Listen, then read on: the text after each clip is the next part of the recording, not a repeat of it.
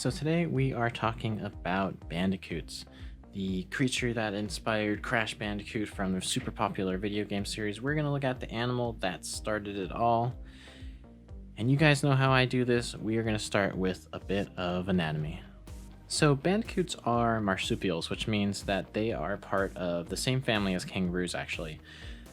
Different anatomy for sure because kangaroos stand up on their hind legs, but actually a lot of similarities if you guys know anything about kangaroo anatomy, which we can go into that in another video. With creatures like this, small creatures, like the kind of like hamster looking-ish creatures, you don't see a lot of their bone structures. Their bones are very flexible, they're very bendy. These creatures, they kind of bundle into like balls where you see them more like this and their head is like that. So you don't really see a lot of their bone structure in terms of on the surface, but it's still good to know. In terms of looking at bandicoots, the main thing that we should notice is how long that face is. So while looking at these guys, I noticed that they kind of had almost like an anteater nose, so we definitely want to see that in the skull shape, and we can see it here. It's very small, it's not very wide, but it does tend to be very long, where we can look at the structure here and then know that that nose is going to come out something like that. In terms of the rib cage and stuff, we have a small rib cage right here. You can see that it's very open-ended, it's not connected. Again, this is kind of like what leads to their flexibility, their squishiness, all those kind of aspects, and then of course a very flexible spine as well. Now, what I thought was interesting, and you're going to see this in a lot of anatomy that we look at as I cover different animals in this series, the anatomy of the bone structure is not too dissimilar to that of a cat's. We have the shoulder blades somewhere up here, the forward arm coming through like that. We have the zigzagging shape, the tilted pelvis, the long back legs. Other than some differences in the hands and the feet structures, some of the basic building blocks are kind of the same that you might see in the average animal that walks on four legs. Okay, and last thing to note in the skeletal anatomy at the very least is the fact that they have kind of finger-like hands as well as nice big feet. Right, so this is something that you don't see in something like a dog or a cat, where they have kind of smaller paw shapes. These guys are grabbing onto the ground, they're grabbing things, holding objects, so they have more hand-like, not exactly hands, but more hand-like qualities to their feet and hand. And really quick, just a more detailed and less blurry image here of one of their skulls. So again, we're just looking at that length, right? And we can see too, we have a nice straight edge here and a nice curved bottom, which we can probably see when we look at some of the actual pictures. Again, to note, there are different types of bandicoots. Some are long nose, some are short nose, and they're kind of named that way too. But just as an overall guideline, it's good to know and have this image in mind, so that way we know what's going on underneath the layers. All right, so finding anatomy for this creature was increasingly difficult. I thought it was hard when I did penguins, but this was even harder. There's just not a lot out there. When I searched Bandicoot Muscular Anatomy, which is a search I don't really recommend you guys looking up if you have the choice, this was the best option I could find. Well, there was two other options I saw. We had this one, very accurate. And then, of course, this one, which, I mean, that's just perfect. But let's just go with the ones that I found first, which is this muscular structure right here of half the body. So again, with these creatures, they have a lot of layers of whether it's fur or loose skin and stuff like that. So we don't see a lot of these muscular indications on their body. But we do just kind of want to take note of, a few things of like, we have a nice thick neck that connects to the body. The arms connect in to the torso, and you don't really get to see where that shoulder blade connects to the body so much. The muscles are kind of flattening out those features. But in general, we can just look at thick neck, thick upper portion of the arm that leads into that skinny portion. And then the rest we're just going to have to make up with shapes. All right, so as I kick off these drawings, I just kind of wanted to show you guys the process that I'm thinking about here real quick. So I won't go over this for every image, but this is what I'm doing on all the reference today. So essentially, I'm just thinking of this as 3 circle shapes for the head, first part of the torso, second part of the torso, the hind legs, connecting those with a round organic line, and then kind of coming in and finding the stumpy little legs as shapes. And then also thinking of that nice long nose as a big triangle shape, and then ovals for those big floppy ears. All right, so now we just put it to practice. So I'm going to do essentially what I did to find my shapes and on my drawing. We're going to start with that circle for the head shape, build that long nose off of it. Remember, everything can change once you start to finalize your sketch, so don't be afraid to go a little exaggerated, maybe longer than you think for the nose, because it's better to sometimes exaggerate and have something that looks a little more out there and then be able to tone it back than to go too short and not really know why it's off sometimes. From there, I'm just kind of thinking of drawing in my shapes. If you guys are curious, in the next one I'll show you how I do think about the length of these guys, but I have found that in general, when looking at the side of them, they're about 3 of their heads, not counting their nose, just the circle part, long, if you guys use that system. I'm very technical like that. I understand that some people are not. Alright, so I have my Bandicoot loaf here. Just need to throw some feet on this guy. This picture was a little bit difficult because he's standing in some grass, which is a little bit high for him, so you couldn't really see too much of his hands and feet, but we do see a little bit of an indication there. So I'm gonna finish in this face here a little bit, and then start to carve away some of that chest and body. Now, just because you start with a circle shape, I just want to say you don't have to stick with that circle shape. It's kind of just a placement marker. You want to think of it as just something that kind of helps you find your general guidelines and then come in and start shaping that creature. It is an organic animal, so it's going to be round, but it's going to have some semi-hard edges in there too, right? Because it's all built on a bone structure. All right, so finding the best I can on the feet here. And then from here, I'm just going to kind of carve in.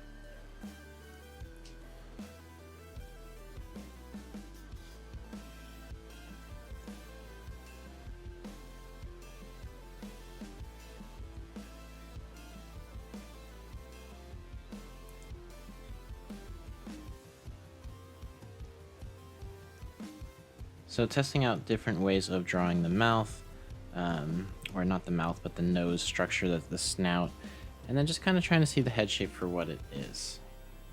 Their head shape is a little straight and angular, more so than round, so kind of getting rid of that initial shape that I used to help me.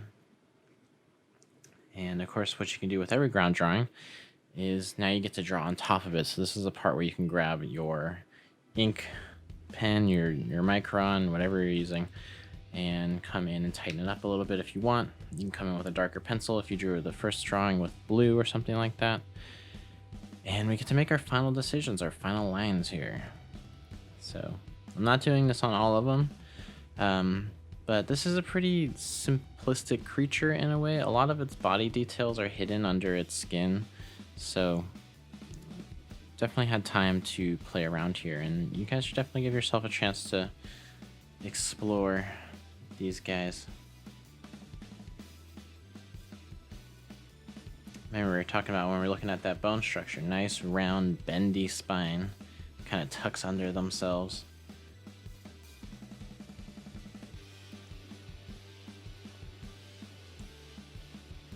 I'm looking for places where the arms or limbs are overlapping the internal part, so like where it's overlapping the rib cage and stuff, so I can kind of see some of that in the fur patterns there, where it's a little bit darker and shaded. So that's where we know that the fur or the body is kind of contouring around something, so you get a little bit of shadow in there. And then just gonna find what little detail I can, and hide the rest in some grass. classic art cheat technique right there. Just don't know what it is, hide it.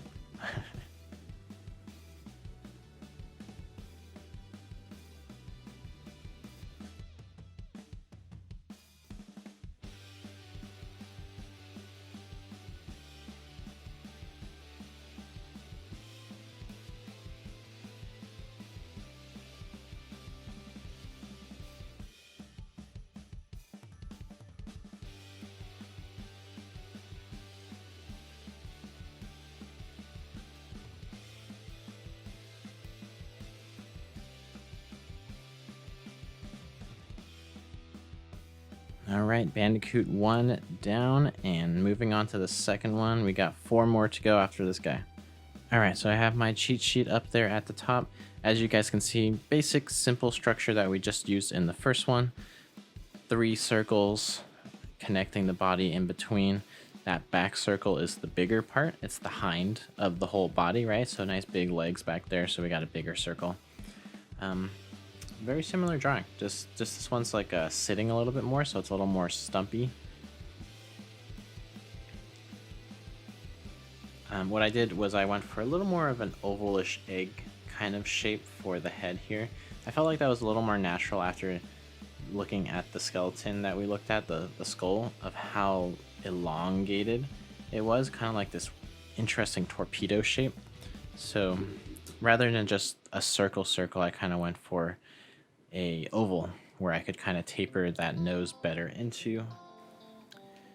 So then I jump over to my backside. So the reason I was doing this, if you guys saw my last video in the perspective series, this is kind of my connect the dot method where I'm just giving myself 2 points to connect in between. So that way I don't have so much decision making to make, or I don't accidentally make the body way too long. You can see here, this was the system I was using for all of them. If you look at the cheat sheet up there in the top right, I just did a little, kind of looks like a ruler mark, where I just took that oval length, moved it over 1-2 times, and then you can see the creature's about 3 heads, a little longer, right? So it was a good indication for me of how long I could make it. And this is what helped me keep in my Bandicoot proportions, which you might be surprised to hear I don't practice all the time. So I had to kind of give myself a little system for this.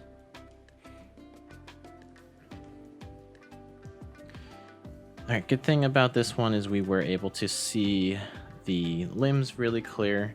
It's standing in some stand here, so we're not getting any hidden legs or arms between grass this time. So we're able to draw those in. You can see that they're just kind of nice cylinder shapes. Of course, they're going up into the body with the bone structure. If you like to draw that zigzag structure that you saw in the anatomy, go for it. I didn't feel like it was necessary here. There's just so much overlapping of that skin and fur.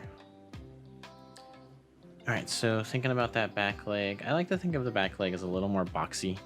It's just, it's where the pelvic bone is and all that stuff. So where it meets that stuff, it kind of starts to get a little squared off. So I'll draw it first round and then come in, and you can see how the back side of mine is looking a little more squared. See, I even come in here and square it off a bit more. And then I just want to start finding some of my creature's details here. So looking for his eyes. And finding those ears. Easy cute hack technique here, guys. If you just fill in the eyes and then you add a little highlight mark, or even 2 highlight marks, even better, you got a cute looking animal or whatever you're drawing. It works every time. Give it a shot. The bigger the eye, the better too. At least the bigger the eye compared to the head. Boom. Check that out. Just drew that in there. Cute animal. So we come in here and kind of finalize a little more of our detail. You can see that these guys are pretty easy to draw, at least pretty easy to get the basic shapes in, and then just go in and kind of flesh it out. What do you see? What don't you see? What do you remember from the skeleton? How much of that bone structure do you see? How much do you want to exaggerate?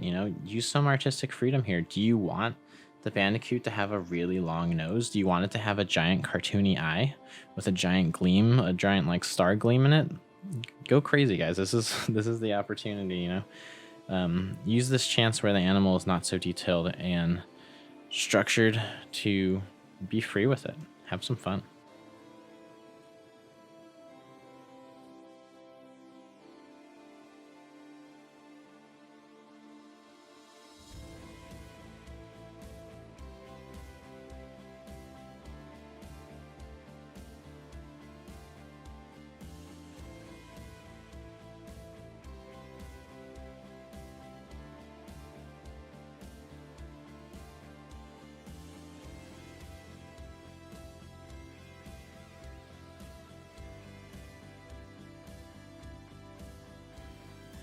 Okay, slightly challenging one here, just because he's blending in with his environment really well, which, good for him. That's probably his self-defense mechanism there, but not great for us because we're trying to draw this guy. But we can figure him out, and I got the shapes pretty far down here. So I'm going to sound like a broken record, but I'm just going to keep repeating this. This is my first oval shape, and I'm literally just using the size of that shape, moving it over 2 times, and that's about my head. That's about my length of my body. This guy falls in the proportions of being just a little bit bigger, so I might count this guy as 3.5 heads, maybe. But again, that's just what's helping me keep my proportions in there. If you guys have a different technique, I'd love to hear it. Please let me know in the comments below. Or if maybe you just like to freehand it, that's fine too. I always know when I do that, though, my proportions come out horrible. So I'll keep my technical skills, I suppose.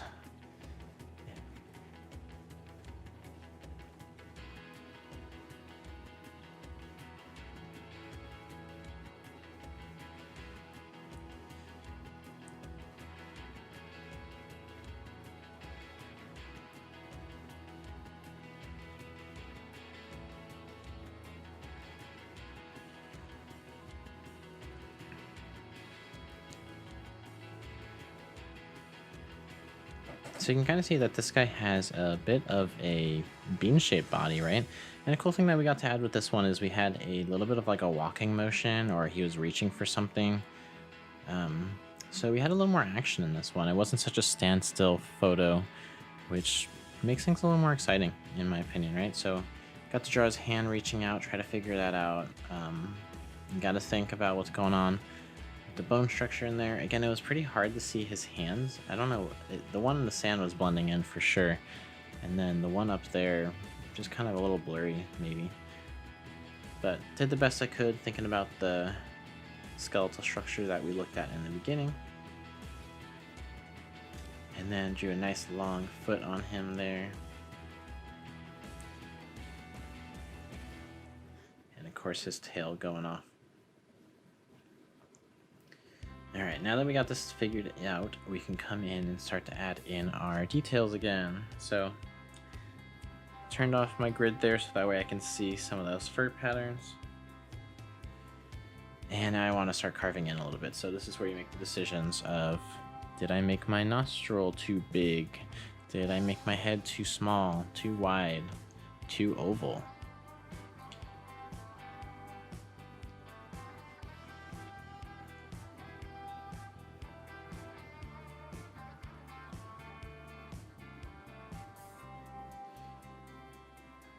Alright, so coming in, gonna flesh out a little more of these details, and then we will move on to the next one.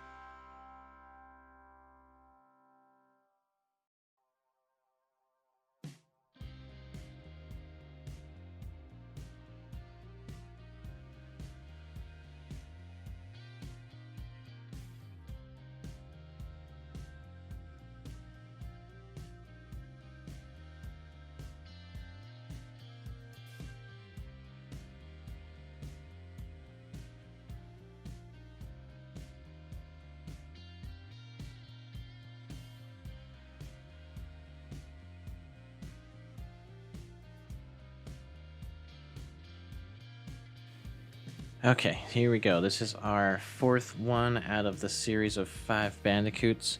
So we're almost there, guys. Hope you guys are following along with me. If you guys have any questions about these, please hit me up in the comments or wherever you can talk to me, and I'll get back to you right away. So what we're doing here for this one is a little bit different. Again, we have some debris in front kind of covering some of the body, but that's okay. It's covering the feet and hands. That's stuff that is difficult to draw, and whenever we can cheat our way out of it, we're going to cheat our way out of it, and this guy's helping us with that cheat. But what you can see here is he's a little more tucked in, and what I saw in the front was a little more of a square shape, which was kind of interesting. But what I wanted to think of too, and you'll see this when I turn the guides off here, we're looking a little more at the back of him. He's somewhat tilted. We're seeing a little more of his butt, essentially. And so I really wanted to emphasize that back shape, that nice round overlapping the front of his body kind of shape. So that's what I started with. I came in with kind of like a sideways 6, and then I just kind of drew in some of that structure. So you can see here, you see how that leg is kind of coming right in front of his body. And that was what I was trying to emphasize, and then that square shape's just to kind of tuck it into the ground. Obviously, we know that his hands are dug into that dirt wherever he's at, but we don't really see that. So we're going to just kind of cheat this and draw a little bit of environment in our picture when we get there. So I was noticing there, he has a nice tuft of fur behind his ear, if you guys can see that. It's almost like this. It looks like you could like pinch it. It's like a nice big flop of skin there. And so I wanted to draw in some of the environment here too. So you can see I drew a little bit on the bottom of him there. I'm going to draw some right in here in the front half of him, just to make it a little more believable. Like sometimes you're not going to see all the details of your reference image. So if you're not going to draw them, give the people looking at your picture a reason why you're not drawing them. Sometimes it just helps it look a little more believable. Alright, drawing in these nice big ear shapes here. Remember, the ears, especially from side angles, are always going to be overlapping one another. Don't draw them one next to the other. There's one in front of the other. That's something that's important that kind of shows this angle. And then, of course, we got the cute eyes here. Throw in the dots every time. It's gonna give you a cute animal no matter what, I promise you. All right, one last picture, guys, and this is gonna be the cutest one of them all. Okay, so now we have a cuddly little muffin here in someone's hands. I mean, like, you know, I honestly didn't think about it until I saw this picture, but they just look so soft that this person is now touching it. And now I feel like I need to touch one of these guys, but I can't. But anyways, so these guys are, well, this guy in particular is really squished together. He's laying down, his body's compressed. You can see his back leg, the bone of it is touching the bottom of his cheek, right? So we want to indicate that. So this guy, instead of being 3 circles, is now 1 small circle and then 1 big circle. And that might not seem like a lot of detail at first, but just trust me, kind of throw those guys down and nice and light, and then you can start to kind of flesh into it. So I pushed back my guidelines there so we can really see the image. And then now I'm just going to throw on some details over these very, very simple shapes, right? I essentially just have an oval, a triangle, and a circle right now. So I'm going to throw in that ear.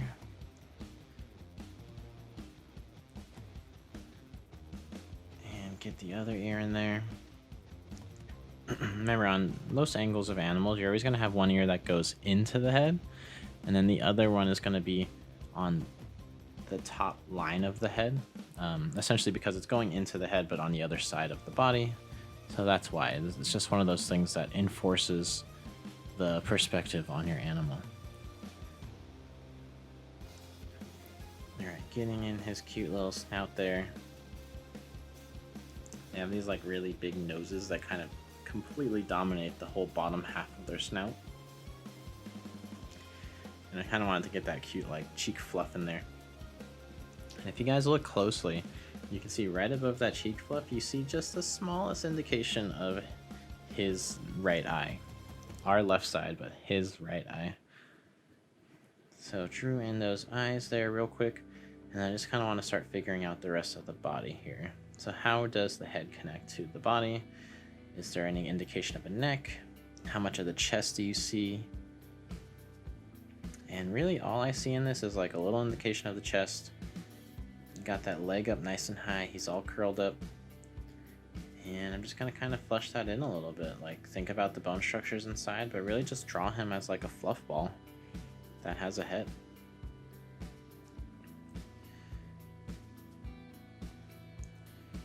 So remember, if you guys are going to draw something that you can't see the bottom of and you're not going to go ahead and make it up, make sure you give some sort of environment as the reason why. I'm drawing the hands and bonus points. If you guys have followed any of my life drawing videos, and you're going to give drawing the hands a chance too. I know it's hard, but you know, again, bonus points. But if you could always draw him maybe on something like a cute little pillow or something like that, he could be curled up on a pillow or something. Give me a reason. Why can I not see the bottom half of him if you're not going to draw it? Or make up extra bonus points if you make up the bottom half of him. How about that?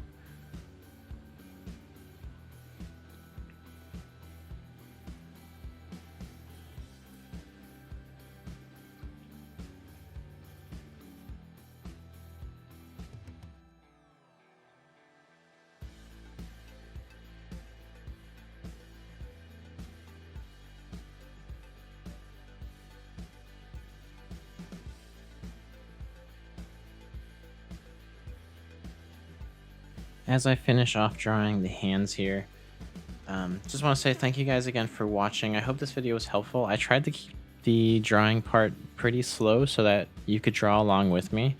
Of course, you don't need no reminder, but this is YouTube and you could always pause the video. If you guys like this video, please let me know. You know, you can do the comment thing, the liking thing. I don't really want to go through that whole YouTube person thing, but it does help me out in the long run. Thanks again for watching, guys. If you have any suggestions for animals in the future, please let me know. I got a couple suggestions from you guys, so I do have a few lined up for the next week or two, but I'd always like to see what you guys are interested in drawing. All right, guys. Have a great day.